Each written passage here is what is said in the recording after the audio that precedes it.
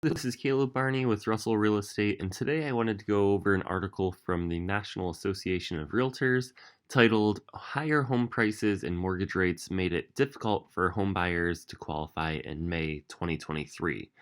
So, as I'm recording this, it's July 19th. This article actually came out about 5 days ago on the 14th. And the reason why we're using May numbers is just because all of the data is typically going to be 1 to 2 months behind. So that's what we're looking at for today. This article came out, again, it's from the NAR, National Association of Realtors, written by Michael Hyman. And basically, higher home prices and mortgage rates, those are two of the three factors that determine home affordability. So, as far as the affordability index, what they take into account is going to be the median home price sale, so like the purchase price, the median interest rate, and then the median like income per household there as well. And they have a brief description. I'll go over that first. They have a brief description as far as when the national index, as far as the affordability index, falls below 100. That would mean that the typical family in the US cannot afford to buy based on the median priced home. So anything above 100 means that the typical family can. Obviously, the higher that number is, the more families can afford it. The lower that number is, the fewer families that can afford the median priced home.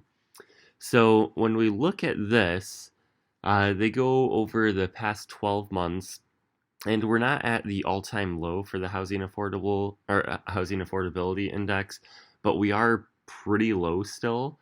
For example, when we were in October and November of last year, we were basically at 40-year lows for housing affordability. So you could see that that's where we were really at our bottom over the past 12 months. Started getting more affordable in the winter months just because there's probably fewer people looking. Home prices are a little more depressed then. So you might be able to get a better deal, quote unquote. But then as this summer and as this year has progressed, that number has slowly gone down as home prices have gone up, just because there's really so few homes listed for sale right now. So the ones that are listed for sale typically are selling relatively quickly if it's priced decently and is in decent condition. And sometimes we're still seeing quite a few multiple offers. It just depends on the situation. So that's the Housing Affordability Index. Doesn't look too promising so far. I'll go over this here step by step where it does become more promising. Mortgage rates, again, this is, I don't know what they ended up using for where they're pulling their mortgage rates. I like to look at mortgage rate, Mortgage Daily News, or Mortgage News Daily, whatever that's called right there. And they take into account, what people are truly paying after they pay for points, everything like that. You could see that interest rates, according to the statistics that NAR is using, peaked in October and November of last year. So that last week in October and first week in November, I actually think that we saw almost at like 7.37% during that like last week in October time period. So over the course of that month, we were averaging about 7 points, 6.98, and then over the course of November, 6.89% for the average 30-year fixed rate mortgage. That does depend. Again, you may have gotten a much better interest rate if you bought it during that time.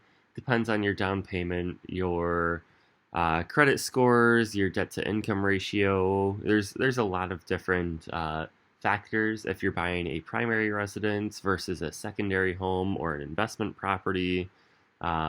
single family versus multifamily. There's a lot of different variables that go into it, but those are just the averages right there. And the good news here, I finally get to it. So I'm based out of Northeast Ohio, near the Cleveland area. I'm about 25 minutes away from Cleveland.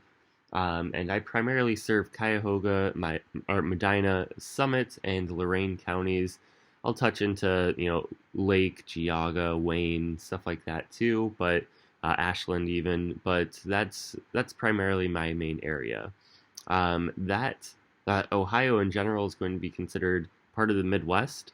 And as you can see for the housing affordability, they're comparing year over year, so May of 2023 versus May of 2022. Sure, it is less affordable compared to last year at this time, but we're still at 122.7 for the housing affordability index here in the Midwest, whereas the Northeast is at 95.8, the South is at 93.6, and the West is at an abysmal 67.1. So not very many households can actually afford to buy houses out west. So, your California, Oregon, Washington, stuff like that. So that is one nice factor about the Midwest.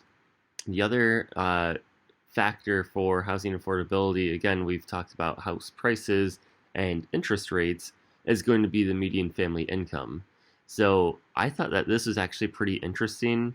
The median family income for the Midwest actually went up a little over $16,000 there compared to May of last year, whereas the Northeast went down about 5K, the South went down about 6K, and then the West went down almost $50,000 there. So that's where I thought it was really interesting. So are we seeing a bump in the median income in the Midwest because people are moving from the western states to the Midwest? I'm not really sure what's going on there, but I just thought that that was kind of interesting there, as we are still seeing pay increases here in Ohio, and because of that, housing affordability, even with rising interest rates, hasn't been hit nearly as hard as some of these other areas or regions, I should say. So that's basically just what we're looking at. You can look at median home prices and monthly mortgage payments. One quick note for median home prices, this is nationally.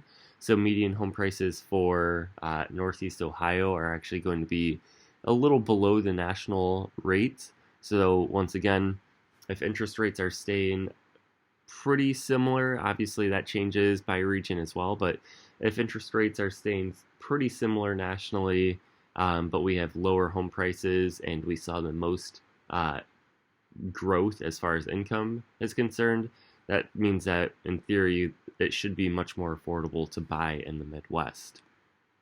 And then you could just see what the monthly mortgage payments have been hovering on average. Again, this is nationally for the past 12 months then. So we're at about just over $2,000 nationally, which is basically the peak since October of last year. So that is that's the main information that I wanted to go over today, because I thought it was interesting just to see the national